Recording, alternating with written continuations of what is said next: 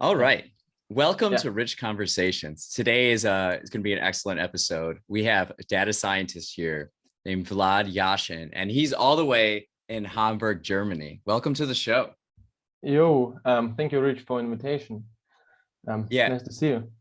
yeah, I'm very excited about this. Talking to a data scientist. I feel like data scientists are very curious people, but the way they explore the world is through like information and numbers in a way. Um, Exactly. and things like that. So it's really cool. Why don't you give a Yeah, brief introduction of yourself? yeah, sure. So my name is Vlad. I'm from Belarus by birth. I was grown up in Belarus and lived till I turned 18. And when I was 18, I moved to Germany, to Hanover, for my um, Bachelor of Science in technical economics. Yeah, and then after Hanover, I moved to Hamburg, and since 2018, I live in Hamburg, and I'm still enrolled student, but I work as a data scientist part-time. We have like a term here, batch student. It's like kind of a student job for 20 hours per week at maximum. Okay. Yeah, and I'm working at Evanate, big company, as a data scientist. Yeah. So basically, that's who I am.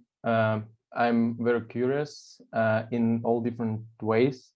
I like to explore the world as well.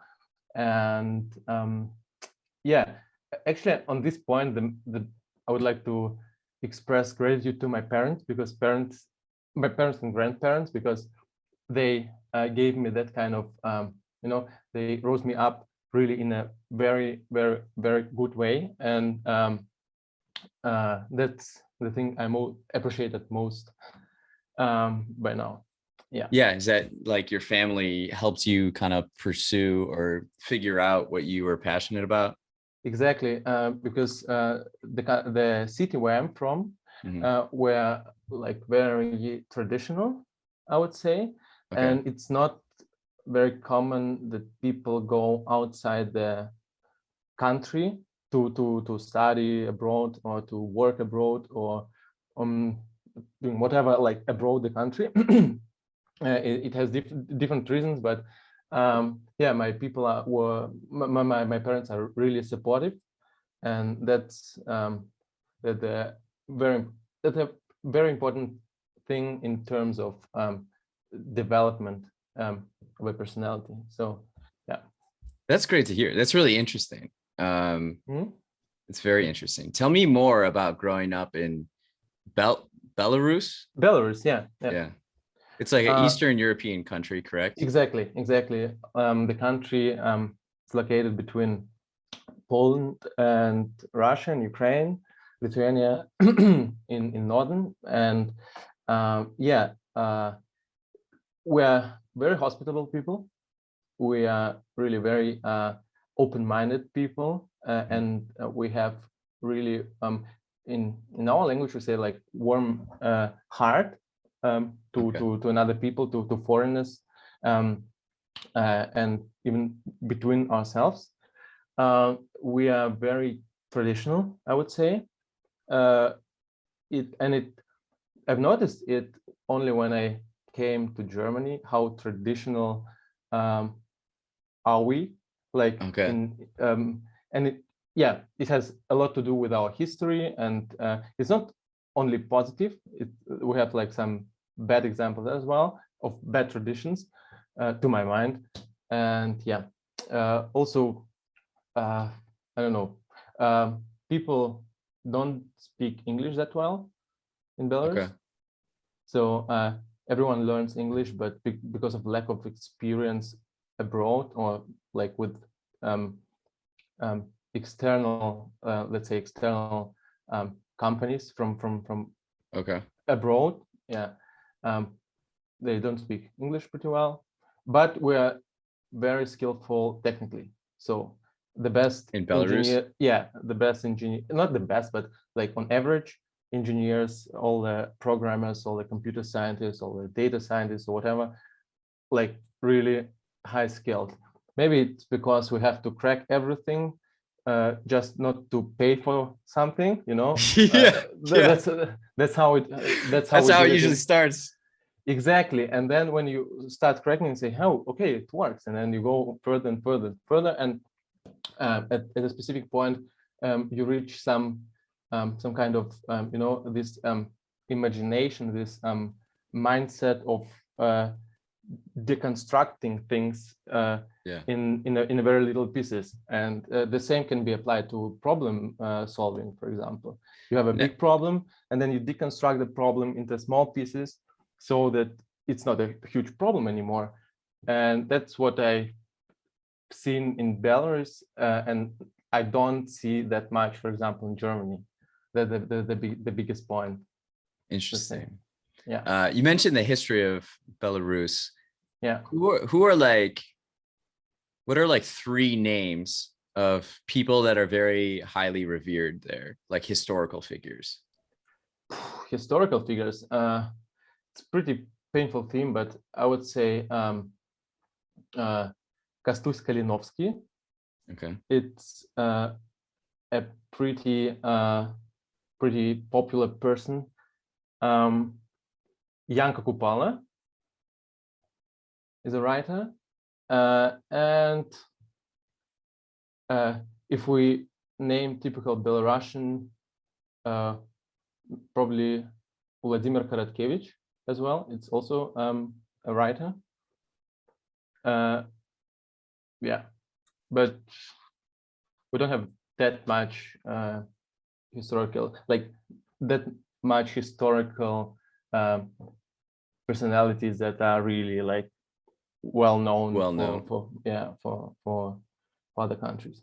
So you've been living in Hamburg now. Did you say since 2018? Since 2018, yeah, for 4 years. So what's it been like in Hamburg, especially going from where you're from to there? Well, it's a big story actually. When I was at school and I had to find I had to find some kind of occupation or something I'm driven to. And I understood that I want to go out for some experience. I want to broaden my, you know, my horizon and see how people live in different countries all over the world, or at least like gain this experience from people who live on average better than Belarusians in terms of, in economical terms, let's say. Yeah. Yeah, I've just started to watch on the Globus, and Germany. I've asked my parents, hey, I want to study in Germany for like, I don't know, bachelor's or master's or whatever. And yeah, they supported me. They said, yeah, good decision. Let's go.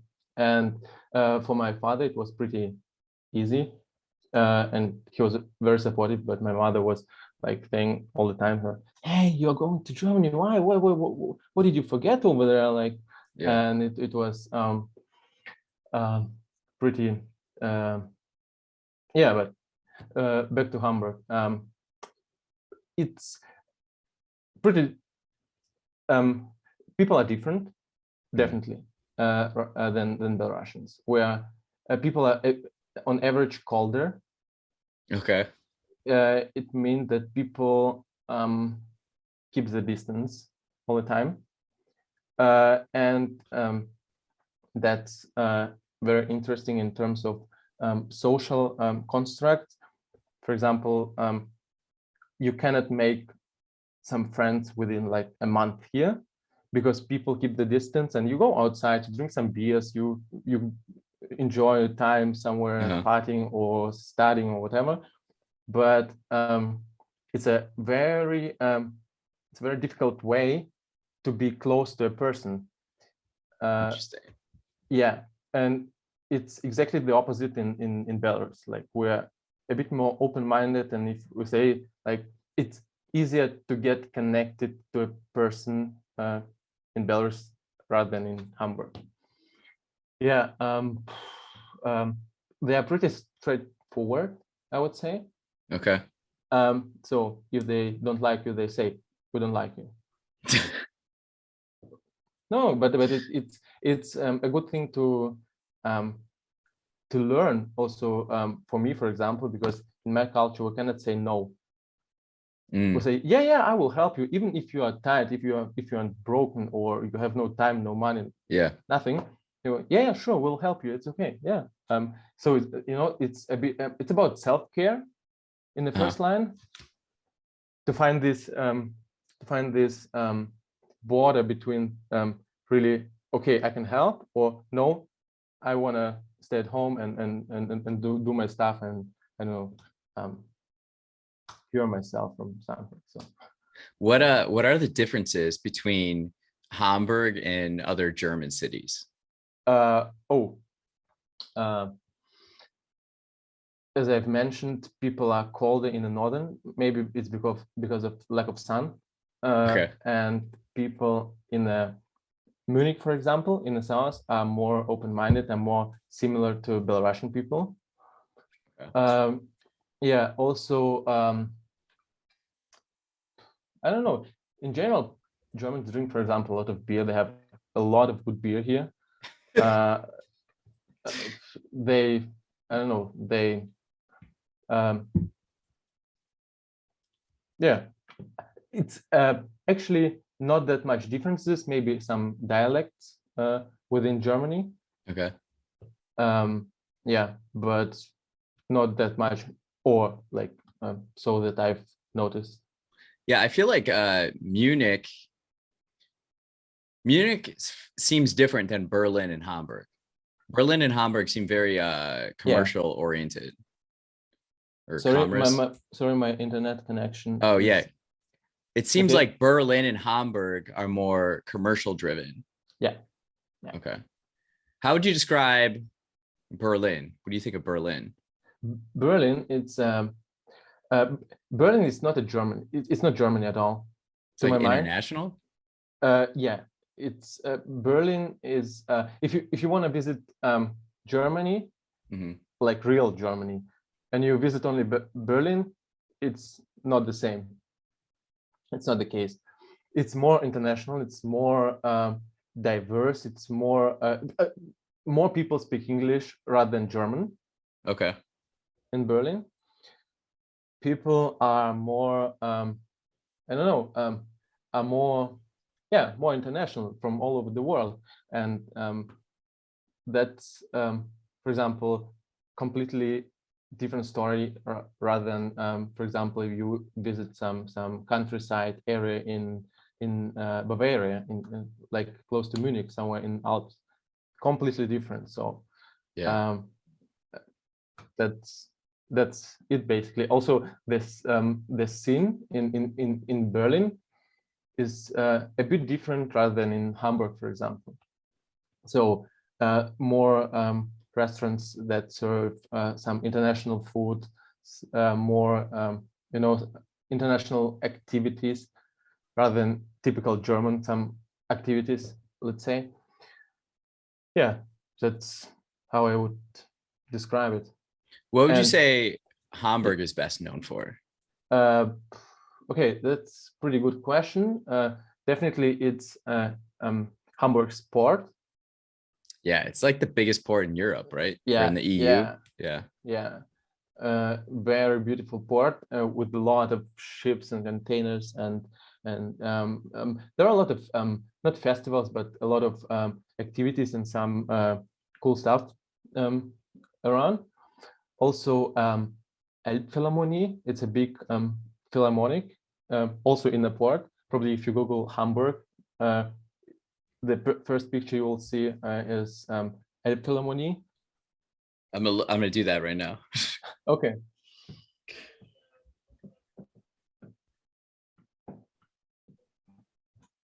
Oops. I'll Google it as well, just to make it sure that Yeah, the first thing, the Show me. Elbphilharmonie. Yes, exactly. Like a building with very, very weird rooftop. It's like wavy Yeah, it's rooftop. wavy and it's glass, and Yeah, but it looks great. It looks wow, great. that really sticks out. It really stands out. Yeah. Yeah, the architecture is so cool. And a lot of your photos on Instagram, like it just Oh, they thank look you. so cool. It's so different than what I'm used to. It's more like I don't know, like a little bit more gray and cobblestoney, and everything's a little bit tighter together. Yes. It's a bit more, I would say, gray and small Yeah. comparing to Chicago, for example, because I've recently Googled how Chicago looks like, and it's completely different, like really Yeah, yeah, definitely. another world. So yeah, and actually, Hamburg is pretty gray because there's almost no sunlight here. Okay. It's always rainy or foggy or cloudy, and it's pretty painful when you live here, I would say, because like for me, for example, I prefer more cold weather rather than very hot weather. Okay. But for many people here, it's a big issue to live when you see no sunlight at all. Yeah. Like maybe, I don't know, 50 days of clear sunlight per year or 70, I don't know, really not as much. Where do Yeah. people in Hamburg go to vacation if they want like a warm vacation? Sorry? People in Hamburg, where do they go to vacation if they want like a warm, sunny vacation? In Hamburg, uh, I guess on a Elbe beach, it's like a city beach within a city with Where is it? some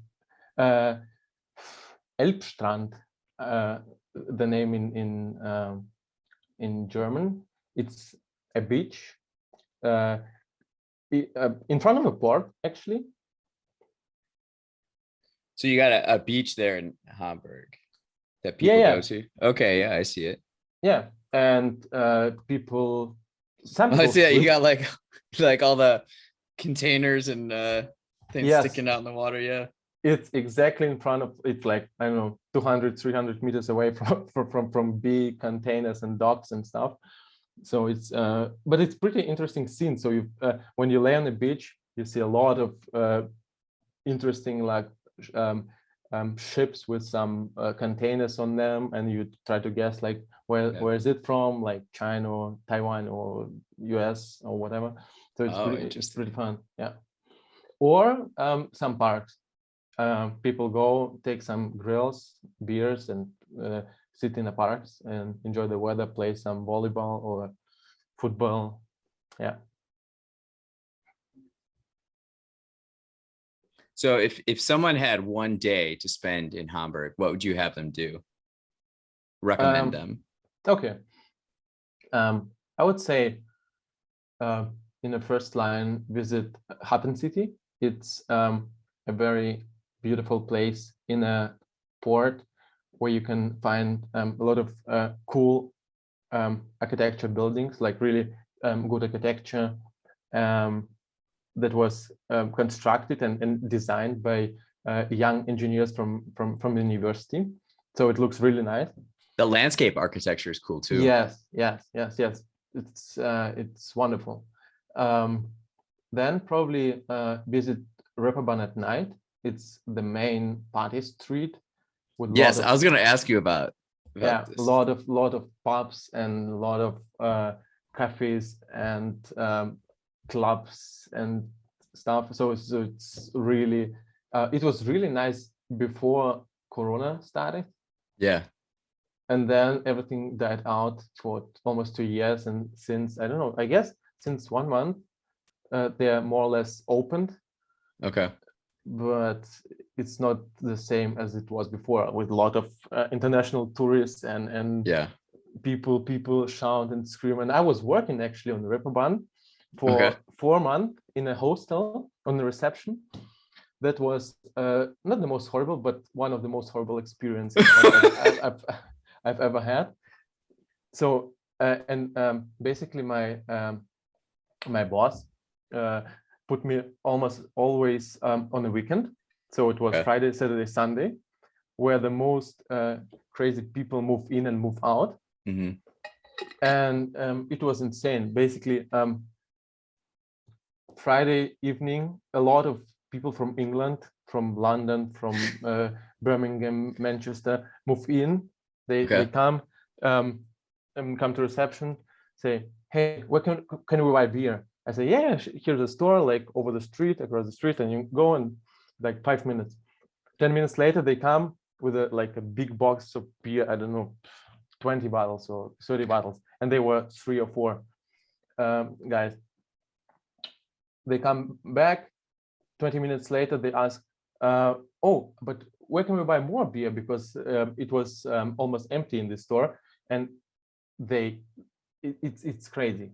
It's crazy. The most insane people were English, I would say. Okay. Like it was. Who's It was after English? Who are the wildest after English? the wildest, I would say. Probably US people, Americans. US? Do you get a lot of US people there? Not that much, but I like comparing to another countries. Americans were The rowdiest. top 2. Yeah, they were really they were really loud. Is the I had a question. I'm a big Beatles fan. Is the Star Club still there on the strip? Yes. Yeah. Really? And it's Beatle Place in front of Große Freiheit. It's like a street with a lot of clubs and public houses. And it's it's a nice place. A lot of tourists. Sorry. A lot of tourists all the time over there. Very cool. Okay. What then sparked your interest in data science? Sorry? What sparked your interest okay. in data science? Okay. Yeah. So late 2019, I started working in a solar startup. They were doing some leasing. They were actually developing a business model of leasing of solar panels. Okay. Not selling them, but leasing them, like in a rate. Okay. And I started to work as a data analyst. I started working as a data analyst, doing some dashboards or reports to my management team. Okay. And after that, I was using like simple tools like Excel, SPSS, and I know MATLAB a bit. But then I understood that it's pretty easy to achieve the limit where you will be like on top, and there's nothing above it. There's no meaning like above Excel. Oh, really? Yeah, sure. And I've started to think more in terms of how to be more fundamental. Okay. In the sphere of data analysis, because it inspired me so much to see to predict the future. Actually the main point was for me to predict the future, because data doesn't lie. Good data that doesn't lie. Okay. We had a lot of problems with untidy data, where we had like really some bad aggregated data, and it was almost impossible to work with. Okay. But yeah, and I've started to dive deeper. And 2020, early 2020, after my trip to Norway, I will tell you later about it. I've started doing some programming. I had zero experience with programming and with computer science on its own. Okay. One of my best friends in Belarus, hi Nikita, I think you will watch it. He was my coach, or like kind of mentor. Okay. And he was helping me get better in data science with programming, and he was always there to answer my questions. And when the lockdown started and we had no classes, we had no, actually, basically, I was closed in my room for almost half a year. Oh, nice. That's Yeah, it was tough. It was first lockdown on March 2020. And we were doing gym outside. Here it was pretty fun, but I started to work so hard. I don't know, I worked every week, almost without any days off, for, I don't know, 12 hours a day, 13 hours a day, just like diving deeper into data science and how it works, and some basic programming, and some more advanced statistics and math, and so on and so on and so on. And yeah, after a year, I got a job in data science. So basically, within a year, I've managed to transit to completely new sphere, like with almost zero skills. And the lockdown, yeah, and a lockdown is the biggest thing that helped me, actually. Wow. So that's interesting. So you took advantage of the time and the Yeah. lack of I don't want to say distractions, but like you're forced to just do something with your time, and you use it to better yourself and increase your knowledge about a field, right? Yes. Like, to my mind, if you want to be good at something, or if you want to learn something, there are two main points you have to think about. It's like motivation, and it's a question like why you do it, like why you wake up every day, what's your purpose, why you wake up, like, yeah. What's the reason. And the second point is discipline. Because you can be very motivated, you can have like plenty of ideas, but if you get distracted every Friday, like by your friends who are partying all the time, so it's nothing. So it has no future, all your ideas. So, and yeah, just you apply these rules to lockdown and started doing my thing. So yeah, I experienced my own lockdown in Chicago, and I thought in a similar vein as you. It's like, okay, well, I gotta stay motivated and disciplined. Like, just because the circumstances have changed doesn't mean that I now get knocked off the path that I was going on. Like, you have to stay focused. Yeah, absolutely. What's the difference between a data analyst and a data scientist? Okay, so the difference between data science and data analysis, it's data science is more fundamental. When we talk about data science, we're talking also about AI and about machine learning and deep learning and some more, let's say, futuristic stuff. And data analysis is more about the automation of processes, about some, yeah, it's data analysis. So it's more like on the side from AI and all these topics. So it's more really about like analyzing, okay, what will be our sales prediction for next, I don't know, next month. That's it, point. Yeah, that's probably the biggest difference, I would say, because data analyst doesn't require that much programming skills in my eyes. And, got it. And data science is a bit more complex and a bit more, yeah, that's why a bit more interesting, because it has variety of specializations. And it's actually the biggest point that I think that data science will be in general, with like in, let's say, next 5 to 10 years, more specialized, because all the companies are looking for specific people, because they have a lot of data, and have no idea what to do with this data. And all the data scientists has to be more specialized in specific topics. Let's say if you like music, really a big fan of music, you listen to music every time, all the time, and you're a data scientist and you want to work at Spotify, for example.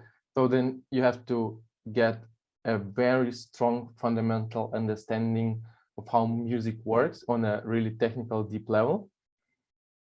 And moreover, you have to gain a lot of skills in math, statistics, algebra, some calculus, probability, and so on and so on and so on. And this combination, that's a data scientist, and that's how I see it developing, let's say, in next 5-10 years. So there is no common term for data scientist. Okay. It can be like really, literally everything. So in the information age that we live in, what do you see the role of data scientists being, and like how do you see it evolving over like 20 years? Well, I guess I don't know, maybe 5 to 10 years. Okay. So to my mind, where I'm from, it's without, like, for example, about AI, in my childhood, it's somewhere, I don't know, not in our lifetime. It will come later, maybe in 80, 100 years, 200 years. Yeah. In Belarus, when I was a child, it was like 10 years ago, 15 years ago.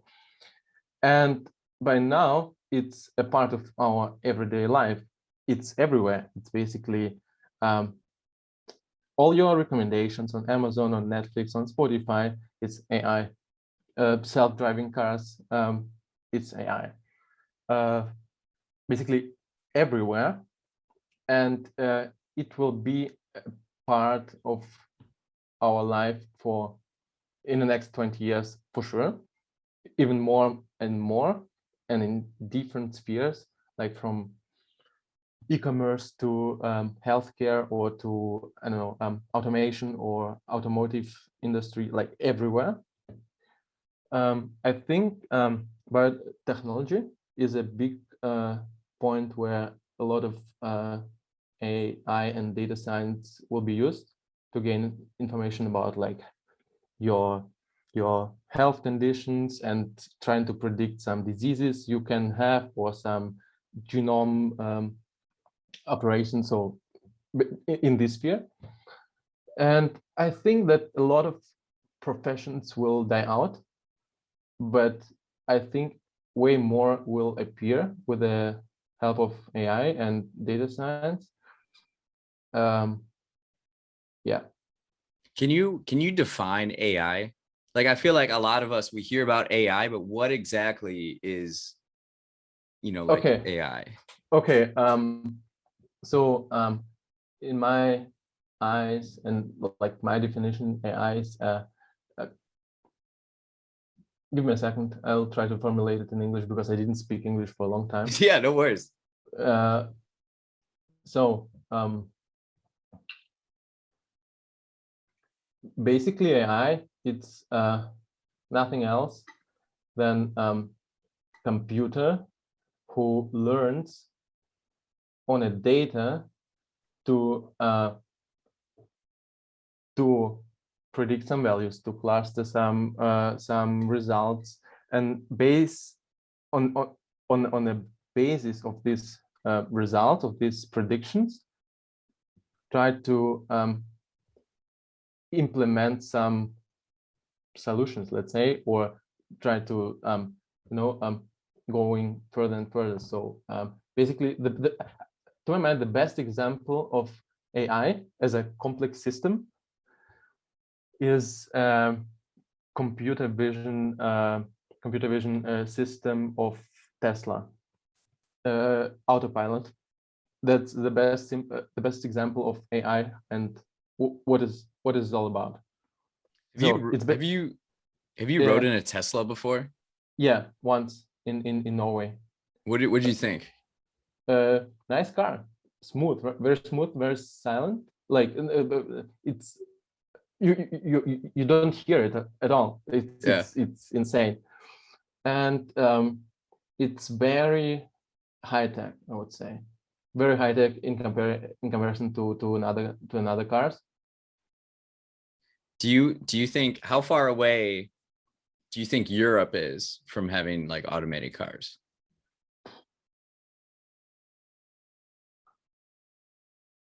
With all the bureaucracy here and all this, because it's a hell. The Yeah. bureaucracy here is a hell. Every decision should be like thought 25 times through, like Mhm. really very careful. And then I would say 15 years, 15. 20, yeah. But do we have the technology for it right now? Uh, Basically, we have. The point is that AI, there is no, for example, for self-driving cars, there should be almost zero probability of a failure. And Yeah. that's what we don't achieve right now with the self-driving cars. And I'm not speaking about Tesla, I'm speaking about other companies as Mercedes or BMW or whatever. Basically, the failure probability is still too high. And Okay. there are, because the computer, the AI system learns on the data real time, basically all the cameras processing images and then learning on these images, okay, and classifying images. For example, here's a bicycle, here's a person walking through the street, here's a tree, and so on and so on and so on. And the system is still not learned enough to be like integrated in our everyday life. It's here, but it's still bad. Okay. In my eyes. One of my an influential book that I've read within the last 3 years is Homo Deus. Have you read it at all? No, never heard about it. So it's really so this author, Yuval Harari, he wrote like a brief history of humankind. So he kind of looks at it from like a scientific perspective of like human history. Yeah. And then Homo Deus is about the future. And so he does talk about like AI and algorithms and like data. And the main ideas that humans are now trying to live like healthier, happier, and longer. And so in the future, we'll focus a lot on biotechnology. Do you do anything with biotechnology? No, it's absolutely not my sphere, and I okay, I don't know, science stuff. I kind of lump everything together. I feel like sometimes. No. The biggest point somehow I was since my school time I was pretty bad. Chemistry, it was one of my worst subjects. Biology, the second worst subject, like from the bottom. And somehow I don't feel connected at all to medicine, to biotechnology, because it has to do a lot of with biology. Yeah. And I let other people try to improve the industry, but I will focus more on renewable energies, I would say. Okay. Yeah, tell me more about you said renewable energies, right? Yeah. What are some renewable energies you see making an impact in the future? Solar energy, for sure. That's why, for example, I've worked in a solar startup. So what happens when Hamburg has barely any sunlight? Wind turbines, like wind plant. That's a main renewable energy source here. Okay. In Nordic countries. For example, Denmark, Norway, Sweden, also Hamburg has a lot of wind plants. Even some solar panels, but under 5% maybe. So basically, it's more about in the northern countries, wind plant, in the southern countries, solar panels. And to my mind, once we achieve like a lot of solar panels on the rooftops or a lot of wind plants, the biggest problem will be how we can hold, like save all the energy, and how can we interact with this energy, because you cannot control sun or you cannot control wind.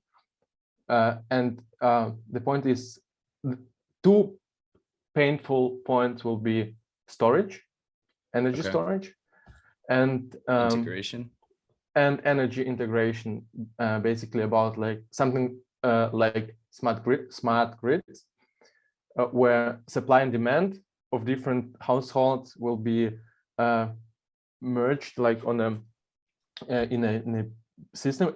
It's about big data, it's about data science, and then somehow with all these grids, energy should be transmitted from point A to point B, from point B to point A. So it'll be a big problem, because a lot of sun, for example, but not that much energy is needed, and vice versa. In winter, less sun, but a lot of energy is needed, because you have to warm up your, your household. You have to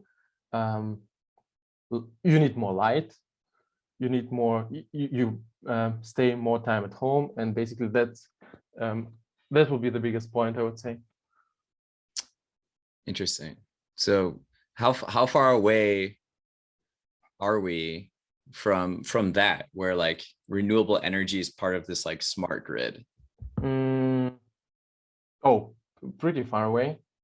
I cannot give you a number. I've heard about some researches in Austria about smart grids, and they're doing pretty well in developing and integrating that kind of things, because I think mainly it's because of how the systems are constructed in Austria, energy systems and energy grids, like these traditional energy grids.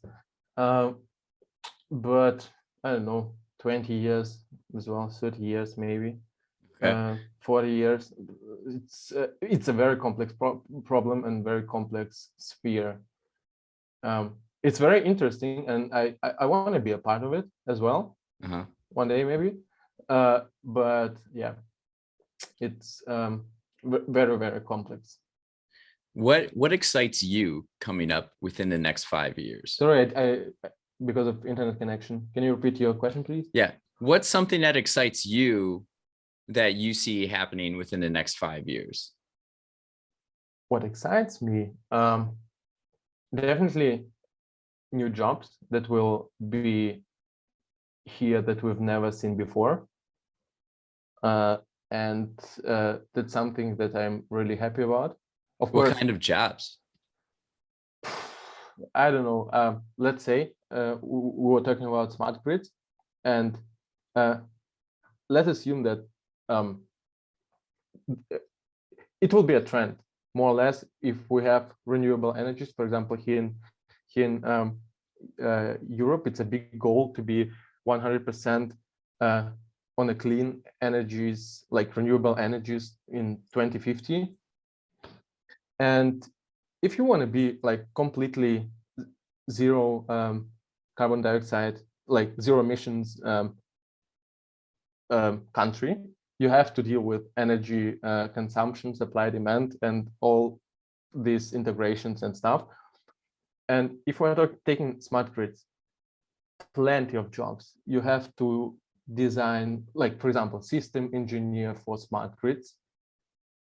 So there is no job as a system engineer for smart grids, but it will be definitely a job within, I don't know, 20 years, let's say, or 30 years. And in every sphere, you take biotechnology, you take healthcare, e-commerce, I don't know, aircraft, there will be new, let's say, new professions. And I'm really excited about it, because that's new sphere, that's something new that society never seen before. That's great. Yeah, that's really cool. So would you say Hamburg is a pretty technology forward city? I would say Berlin is more Okay. technology forward city, and Hamburg is more financial city. Like there is a lot of finance here, a lot of banks, a lot of real estate companies, but not about technology. So Okay. if you want to start up, or if you want to found a startup, so Hamburg, it's not the best option. It's a good option, but it's not the best option. Okay. Let's say. How have you applied your data scientist thinking and skills to other areas of life? Yeah, it's a good question. And that's how I learn actually my whole life. Basically, my entire life, everything I can do right now, I've learned by myself or with the help of my parents, because they let me be curious and develop and explore things. And recently I was at a doctor. It was 4 weeks ago, I guess, 3 weeks ago, and I had some problems with blood pressure. It was a bit high, and the doctor told me, okay, hey, you have to monitor your blood pressure for like 1 week or something, and if it's like below 130, it's okay, but if it's above, come to me. And I came up with the idea, what if I can predict my blood pressure? It's an absolutely insane idea, and it has no scientific evidence at all, but it's just for fun. What if I could predict my blood pressure based on, for example, moon phase or International Space Station location in a atmosphere, like in a space, or many different features, or weather, or I don't know, pressure outside. And I've started doing my project. Yeah, since 3 weeks. I try to gain data. I have even here, I can show you. This is great. Yeah. Oh, so it's basically my tool to measure blood pressure. And yeah, on top of it, I will do some machine learning, and probably I will write a Medium article on it one day when I'll have enough data of my blood pressure. And yeah, I'll post it on Medium. I'll let you know. Yeah. What's something that like average people can collect data on that will help them make decisions in their life? Can you a bit specify your question, because for me it's a bit more. It's very vague. When we're talking data, what's something that's easy to collect data on that can be useful to people? In the first line, there is a lot of data already outside, like out there.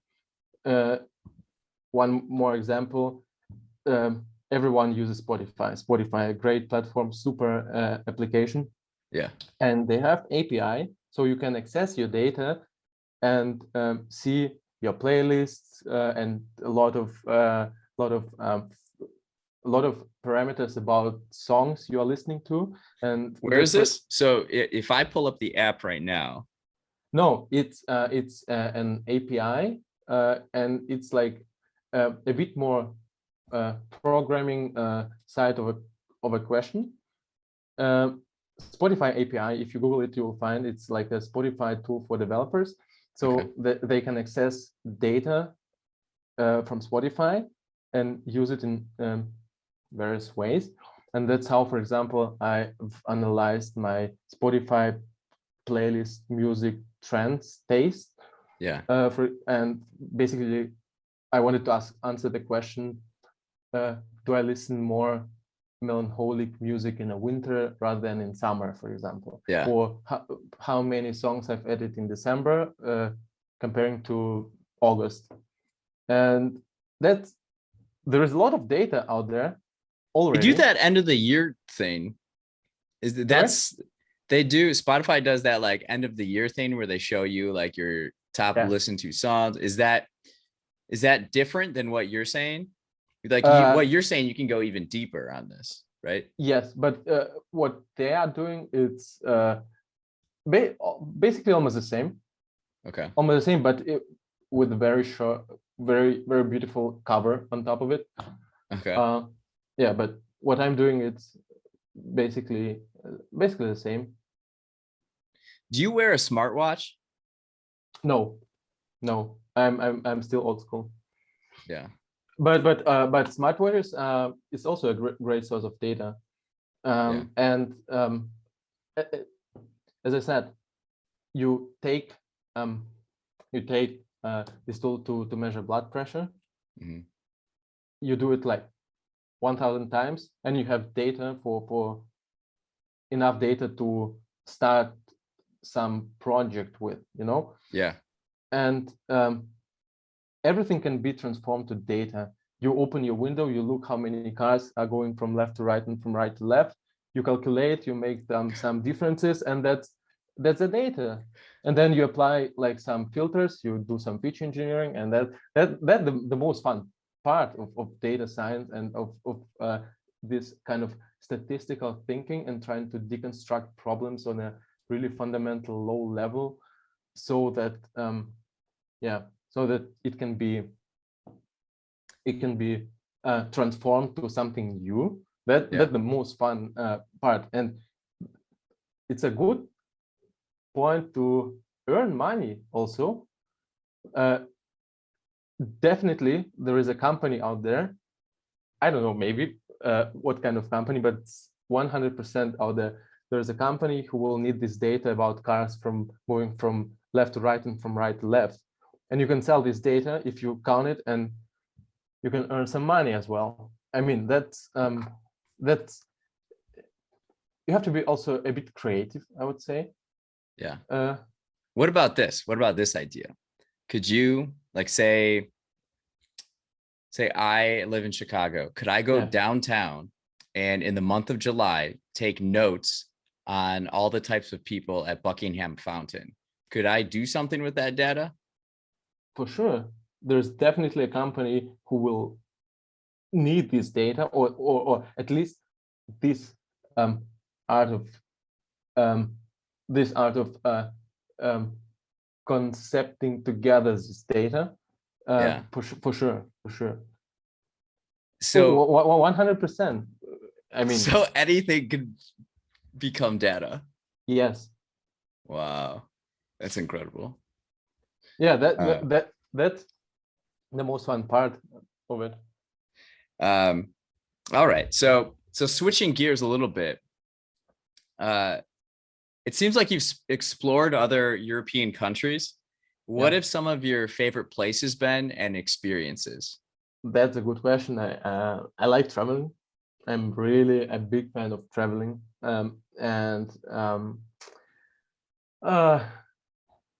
the one of the best experience I've ever had was in Norway. Okay. Norway, yeah, you mentioned it before. Norway is an amazing country. Okay. With amazing people. Very freaking cold, but it's really amazing nature with amazing attitude to life as well. So and basically it was October 2019. I was thinking about doing something great. Like literally, I woke up and I felt something in my head. So, you know, like buzzing and saying, hey, you have to do something. You have to do something cool that you've never done before. And at the end of the day, I came up with the idea to go hitchhiking, because I've never been hitchhiking alone. Through Norway, from West Coast to Oslo. It's like around 600 kilometers from Bergen to Oslo. Two major cities in Norway. And it was in February in Norway. And it was so much fun. You're really going to be alone on the trails then? I was completely alone the whole week, I guess. No, the hitchhiking was 2 days, 3 days. Okay. But I also booked some hostel to stay in Bergen, in Oslo, and with my girlfriend, for example, I visited Stavanger, Okay. another city in Norway, but it was another trip before. Amazing city, and we climbed a huge fjord till the top. It was like 600 meters, I guess. So Okay. and it's so breathtaking. You climb up, and at one specific point you move your head up, and you see this whole mountains and fjord and all these glaciers. Insane, really. One day, if you have an opportunity, do it for real. Wow. Wow, that's cool. But if we take other countries or other experiences,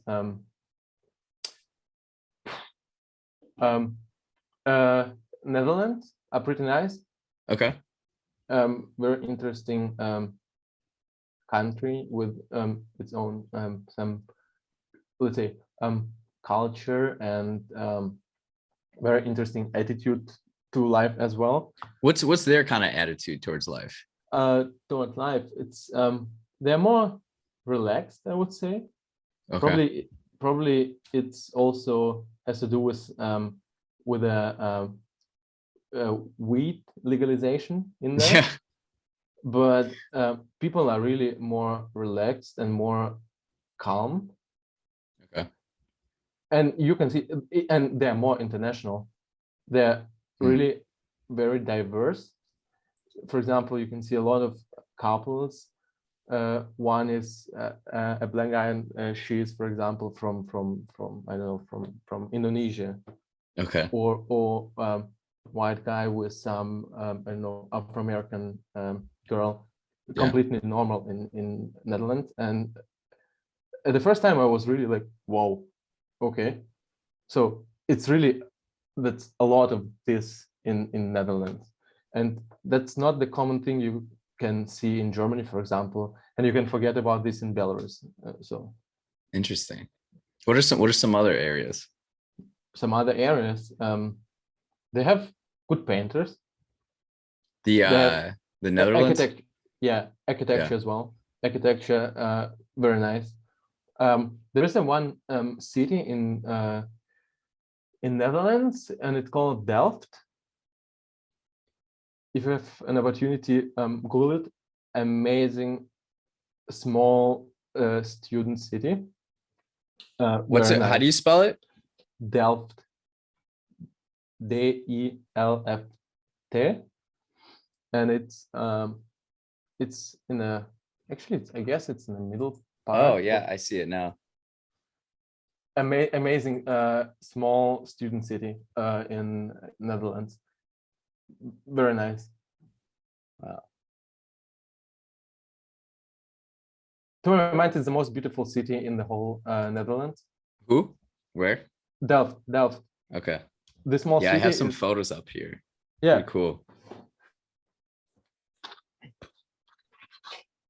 Yeah, the architecture, that's what's cool. Like as an American, we don't have that old type of architecture that Europe has. Yeah. It's pretty neat to look at. Absolutely. It's very historical, and sometimes you feel yourself like, I don't know, a guy back in a 17th century, like going through the street. It's pretty nice. Yeah. What are some places you would like to visit?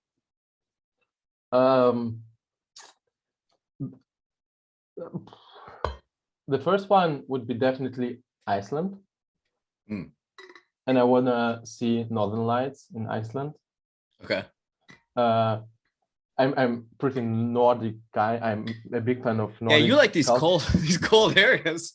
Yeah, because I'm more Nordic, Yeah. Nordic kind of person.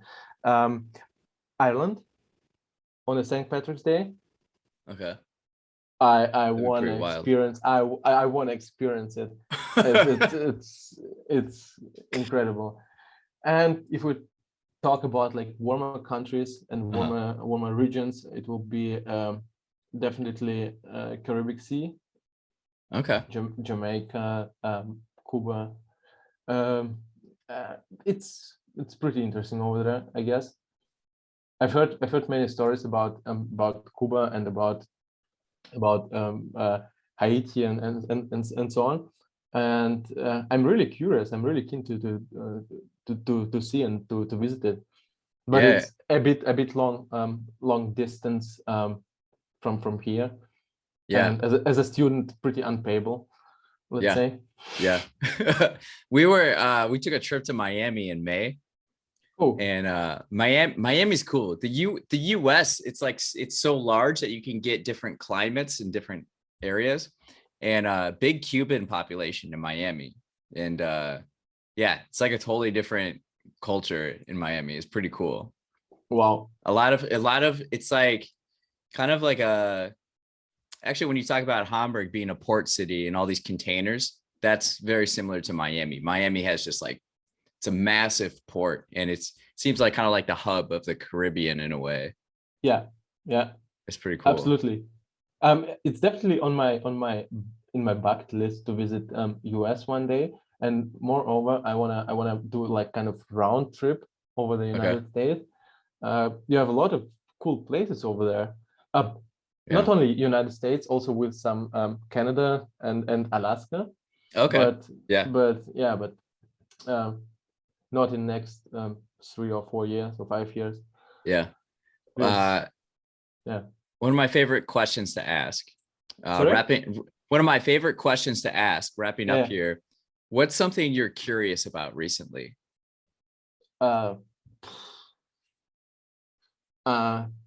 Once, I guess it was like also a week ago or something.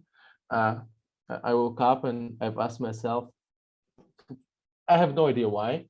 How can you calculate surprise? Is it possible to be surprised? Is surprise something that can be calculated, let's say? And then I did some research, and I've written actually a Medium article, by the way, about is it possible to be surprised? And there is a statistical concept named entropy, statistical entropy, information entropy. Okay. And that's what we are talking about when we're talking about surprise. So basically it's about probability and some math round about it. And you can calculate how surprised you can be with a specific event or specific variable X, let's say. That's what I was curious about recently. But yeah, that's it. But if we talk about like in general, I would say self-driving cars. It's pretty self-driving cars. Okay. Pretty interesting topic. Yeah. To think about and to read about. Yeah. Yeah, that's a fascinating one. The future is going to be really interesting. Absolutely. Yeah. Well, this has been a real pleasure. Thanks for coming on. This is awesome. Thank you very much for the invitation. I was really excited to be as a guest here, for example, and it was really a nice experience to be a guest here. Yeah, why don't you share with listeners your Medium page? Excuse me, my internet connection is. Oh yeah, share with listeners your Medium website address. How can I share it? I can pronounce it, but pronounce it. Yeah. You can type in Medium in this search bar, Vlad, VLAD, Yashin, YASHIN. So, yeah, that's it. There we go. Yeah, I'm excited to check out more of these articles that you've written. It'll be good. Yeah, thank you. Yeah, cool. Well, thanks again. I appreciate it. I appreciate it a lot. Thank you.